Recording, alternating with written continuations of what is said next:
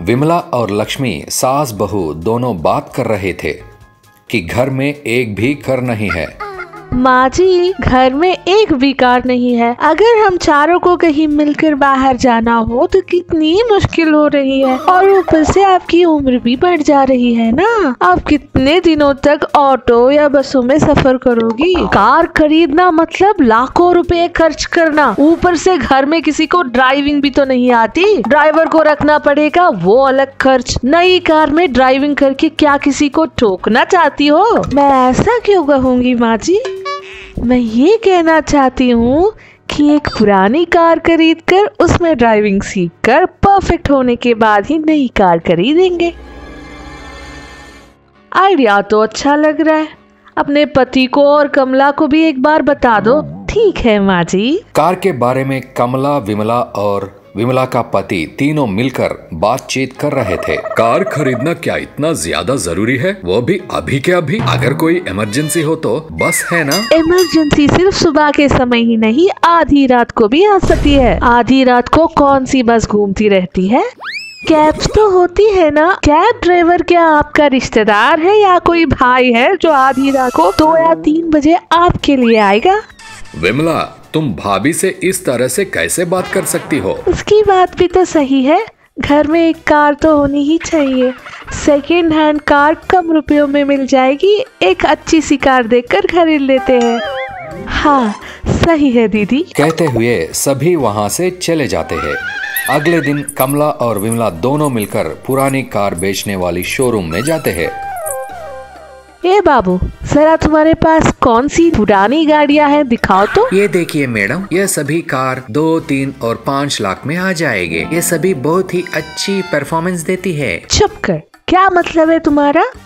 इतनी कम रेंज में कार खरीदने वाले दिखाई दे रहे हैं तुमको? अच्छा मैडम, माफ कीजिए, आपको 10 लाख के ऊपर के ही कार दिखाऊंगा अब मैं। ओ, तुम्हें ऐसा समझ में आया? हमारा रेंज मतलब 1 लाख से कम रुपयों में दिखाओ। बाप रे, यह सुबह सुबह कैसे कस्टमर्स मिल गया मुझे। तुम जैसा कस्टमर्स मिल जाए तो बस दुकान ही बंद हो जाएगी हमारी। कितनी देर तक मन में ही बड़बड़ाओगे? अब हमें 1 लाख के अंदर की कार दिखाओ। 1 लाख से कम में कोई भी कार नहीं है मैडम, मिनिमम 2 लाख से शुरू होती है कोई भी कार। अच्छा, तो हम दूसरे शोरूम में जाकर देख लेंगे।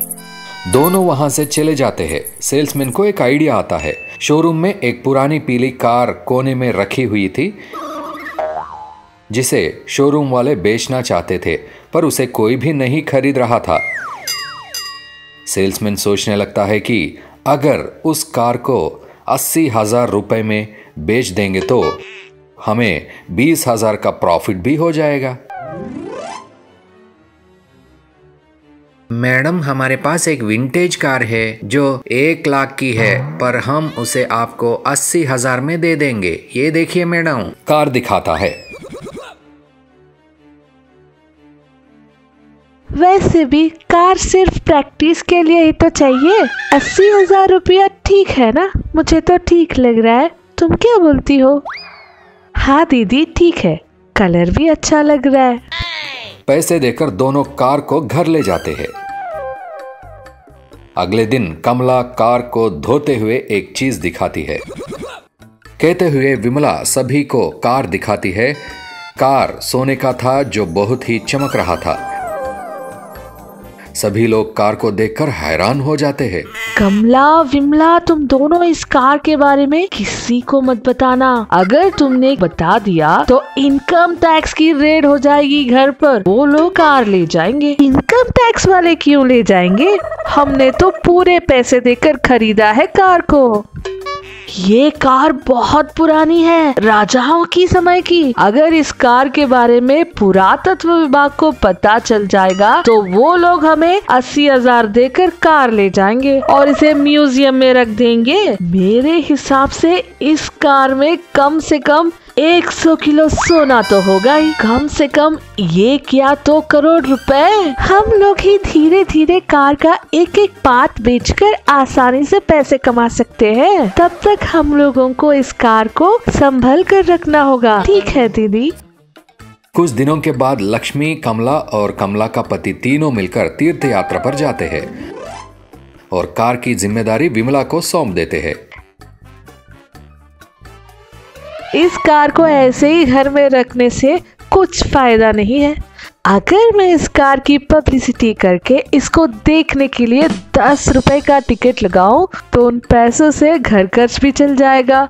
घर वालों को आने के बाद बता दूंगी, वो लोग मेरी समझदारी को सराहेंगे। यह सब सोचकर विमला पेपर में इश्तिहार दे देती है। यह खबर पूरे गांव में आग की तरफ फैल जाती है और गवर्नमेंट और पुलिस वाले आकर उस कार को जब्त करके ले जाते। विमला बहुत ही दुखी हो जाती है। कुछ दिनों की बात लक्ष्मी, विमला और पूरा परिवार वापस आता है। जब उन्हें यह बात पता चलती है तो सभी मिलकर विमला की क्लास लेते हैं। हम लोग ये सोच रहे थे कि पहली बार कार खरीदकर तुमने एक अच्छा काम किया है। उतने में ही उस कार के बारे में सबको बताकर तुमने अपनी बेवकूफी साबित कर दी है। बेवकूफ कहीं की। डांटते हुए लक्ष्मी आगे आती है, जिसे देखकर विमला वहाँ से भाग जाती है। एक गांव में सोहनलाल नाम का एक आदमी रहता था। उसके पास 8 बकरियां थी। वो उन्हें बाहर बरामदे में बांध कर रखता था। उसके छोटे से घर में वो अपनी पत्नी के साथ रहता था। आस पड़ोस के सारे घर बड़े बड़े थे। ये देखकर उसे भी बड़े घर में रहने की इच्छा होती थी, पर उसके पास इतने पैसे नहीं थे। एक बार उस गांव में एक सन्यासी आया। सुनने में आया था कि वो सन्यासी सबकी इच्छाएं पूरी कर रहा था। ये जानकर सोहनलाल ने उन्हें अपने घर पर बुलाया और उनका खाने पीने का पूरा इंतजाम किया। फिर उसने सन्यासी से कहा, मेरा इस छोटे से घर में दम घुटता है। मुझे एक बड़ी सी घर में रहने की बहुत इच्छा है। क्या आप मुझे इस नर्क से बाहर निकालेंगे? सन्यासी ने कहा, ठीक है, पर तुम्हें पहले मैं जो कहूंगा वो करना पड़ेगा।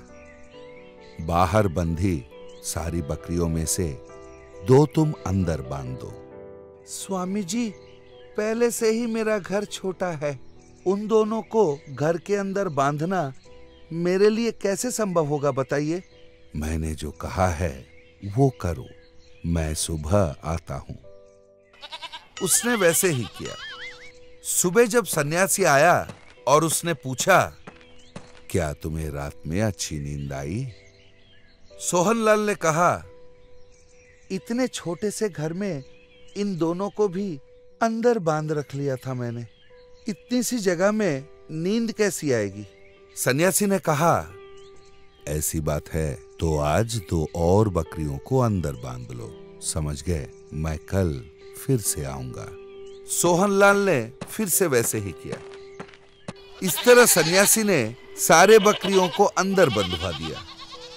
5वें दिन जब सन्यासी आया तो सोहनलाल ने उससे कहा, घर के अंदर पैर रखने की भी जगह नहीं है। सन्यासी ने कहा, आज 2 बकरियों को बाहर बांध देना, मैं फिर से सुबह आ जाऊंगा। अगले दिन उसने सोहनलाल से पूछा, घर में कैसा लगा? पहले से काफी बेहतर था। इस तरह 4 दिनों में सन्यासी ने सारी बकरियों को बाहर बंधवा दिया। आखिरी दिन उसने पूछा, कैसा लगा? सोहनलाल ने कहा, क्या बताऊं कैसा था। पूरे पिछले हफ्ते बकरियों को अंदर रख के ऐसा लगा कि हम नर्क में रह रहे हैं। अब पहले से बहुत बेहतर है। सन्यासी धीरे से हंसकर वहां से चला गया। उसने कहा, सास जाकर वो मैजिकल माइक लेकर आती है। उसे देखकर, इसकी क्या स्पेशलिटी है सासू माँ?